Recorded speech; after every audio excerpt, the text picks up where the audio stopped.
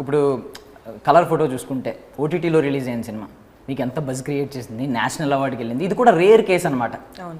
So first Telugu film to release on OTT and to get national. Yeah అండి, yeah. So నేనైతే చూడలేదు తెలుగు అని మీరు అంటున్నారు, నేనైతే బయట కూడా నాకు తెలియదు. మరి అంటే నాకు తెలిసిన పరిధిలో అయితే అలా వచ్చినట్టు వేరే లాంగ్వేజెస్లో కూడా నాకు తెలియదు. డైరెక్ట్ ఓటీటీలో రిలీజ్ అయ్యి నేషనల్ అవార్డు వచ్చింది. అది మన సురారై అది మన సినిమా తర్వాత రిలీజ్ అయింది. ఓకే, అది అయితే ఎలా అయినా ఫస్ట్ సినిమా మందే నేషనల్ అవార్డు చూసుకున్నాం. సూర్య ఫ్యాన్స్ ఫీల్ అవుతుంది. సో బేసిక్గా ఏంటంటే ఇప్పుడు ఇలాంటి రేర్ కేసెస్లో ఉన్నాయి, బట్ స్టిల్ మీరు స్టీరియోటైపిక్ ఆలోచనలో లేరు.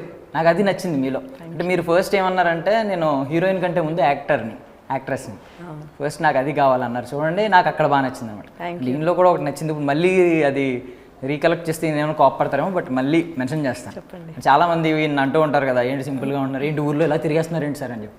బట్ ఆయన అస్సలు ఊరే నా ఊరు రా బాబు, నేను తిరుగుతున్నాను రా బాబు, అరే నా బట్టలు ఇవే ఉంటాయి రా బాబు, ఇంటి దగ్గర కూడా అంటూ ఉంటారు. అది ఒక పనే కదండి. What ever comes by product అన్నది అది బై ప్రోడక్ట్, అది సెపరేట్ గానే చూడాలి. అదే మన పర్సనాలిటీ కింద చేసుకోకూడదు ఎప్పుడు.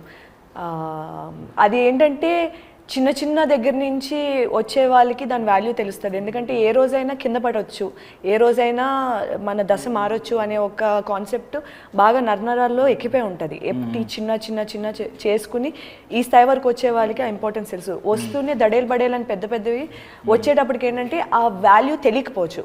అంటే తెలుసు తెలియదు నేను అనట్లేదు, తెలియకపోవచ్చు. కానీ ఇలా వచ్చే వాళ్ళకి ఏంటంటే తప్పకుండా తెలుస్తుంది. అందుకే ఆయన అలా ఉంటారు.